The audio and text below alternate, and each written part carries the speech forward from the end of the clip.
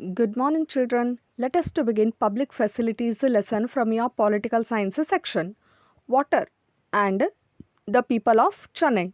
Mr. Ram Gopal live in Anna Nagar of Chennai get water supply large part of the day. Subramanian apartment in Melapur suffers from water shortage. He spends 500 to 600 rupees per month on buying water from the tankers.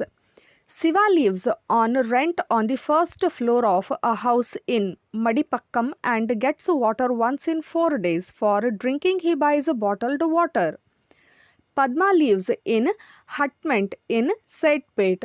For such 30 hutments, there is a common tap at one corner in which water comes from a borewell for 20 minutes twice daily. A family gets a maximum 3 buckets of water. Water as a part of the fundamental right to life. Water is essential for life and for good health.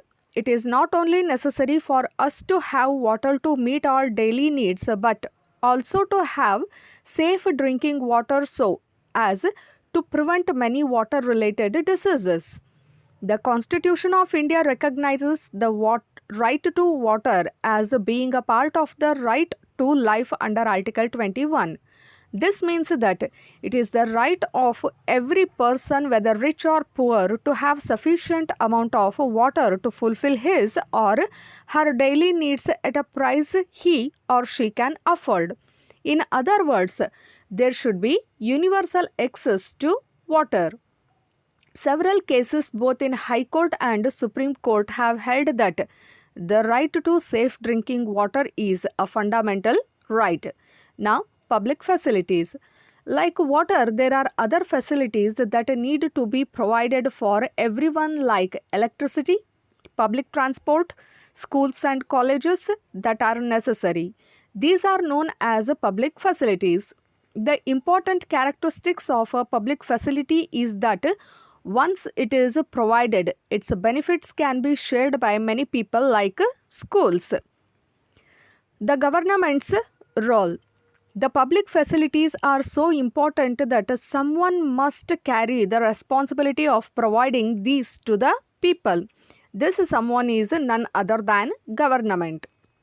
The private companies also play a part in providing public facilities, but this is done for profit in the market, which only some people can afford. Water supply to Chennai. Is it available to all? In Chennai city, not all areas get water supply regularly. The municipal supply meets only about half the needs of the people of the city.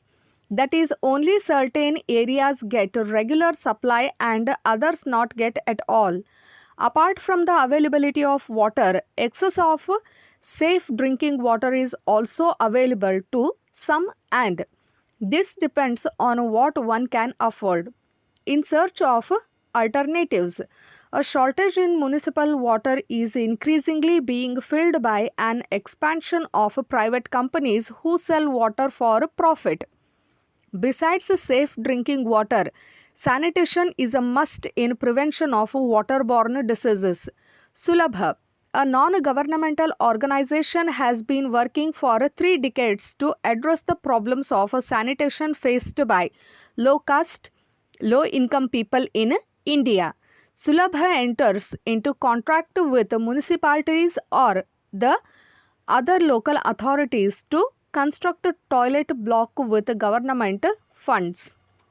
Conclusion. The Indian Constitution recognizes the right to water, health, education, etc. as being a part of the right to life. Thus, one of the major roles of the government is to ensure adequate public facilities for everyone. Good day, children.